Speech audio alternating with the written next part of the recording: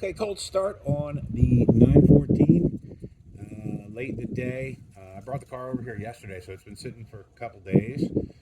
We've had some nice, unseasonably warm temperatures. It's right around low 60s right now.